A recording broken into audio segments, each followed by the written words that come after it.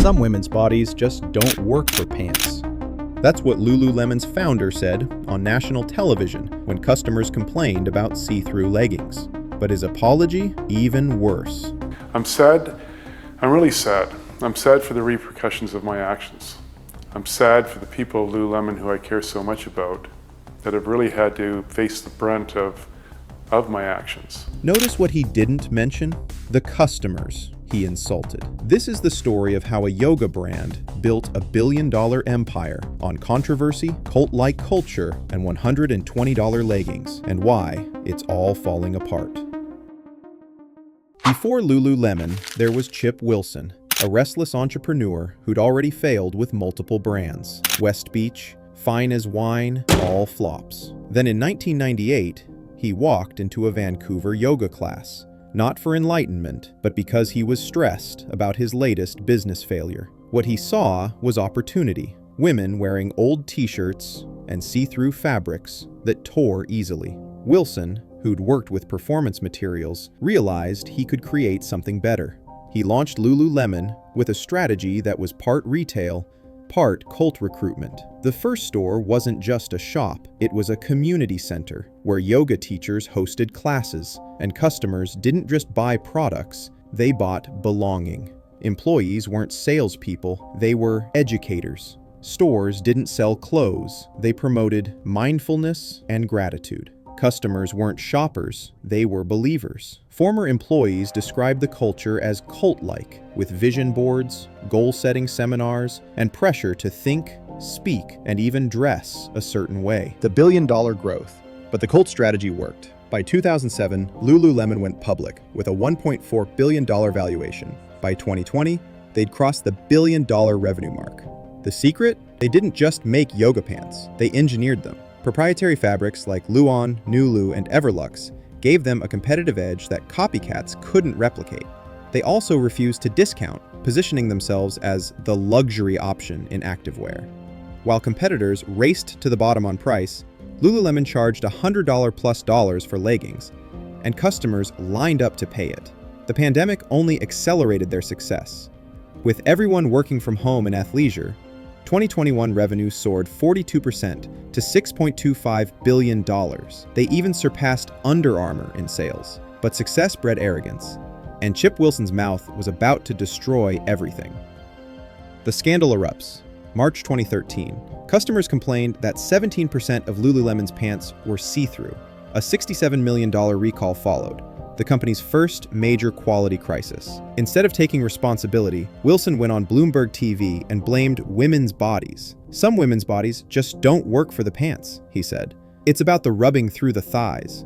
The backlash was immediate and brutal. Customers were furious. The media pounced. Lululemon's carefully crafted wellness image was crumbling. Wilson's apology made it worse. He appeared on camera looking like a hostage, apologizing to employees, not customers. He never mentioned the women he'd insulted, focusing instead on how his comments affected Lululemon staff. Within months, Wilson was forced to step down as CEO.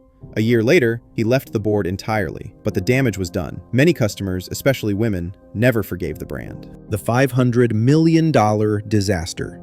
You'd think losing their controversial founder would help Lululemon. Instead, things got worse. Leadership became a revolving door. CEO Christine Day resigned. Her replacement, Lauren Patanova, was forced out for misconduct in 2018. The instability at the top created chaos throughout the company. Then came the pandemic bet that backfired spectacularly. In 2020, Lululemon spent $500 million acquiring Mirror, a startup making high-tech fitness mirrors for home workouts. The bet seemed smart. People were stuck at home, buying Pelotons and building home gyms. Mirror's $1,500 interactive workout mirrors seemed like the future. But as gyms reopened, consumers lost interest in expensive home fitness equipment. Mirror sales collapsed. By 2023, Lululemon admitted Mirror was a flop, taking a $443 million write-down, basically admitting they'd lost nearly the entire investment. The lesson? They'd forgotten their core business, making great athletic wear. The competition strikes. While Lululemon was distracted by scandals and failed acquisitions, competitors smelled blood in the water.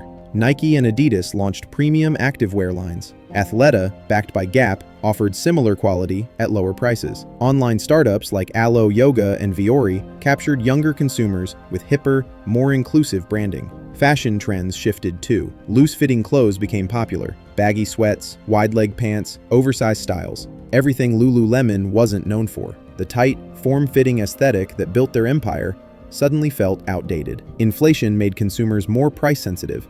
Why pay $100 for Lululemon leggings when dozens of alternatives cost half the price? Even worse, Lululemon's own quality worked against them.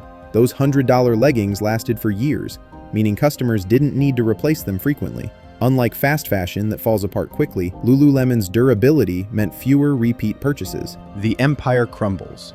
By 2024, the cracks were impossible to ignore. US same-store sales fell 2%, devastating for a retailer. Growth had flatlined for the first time in years. The company publicly admitted lack of newness was hurting their core women's business. Translation, they'd become stale. Supply chain issues made everything worse. Factory shutdowns in Asia during COVID created delays. Air freight costs to catch up ate 4 to 5 percentage points off margins. Chinese import duties increased product costs even further. In March 2025, Lululemon cut their full-year growth forecast to just 8 to 9% revenue growth, far below investor expectations. The stock plummeted 11% that day and is now down nearly 40% from its peak. The brand that once seemed unstoppable was struggling to stay relevant.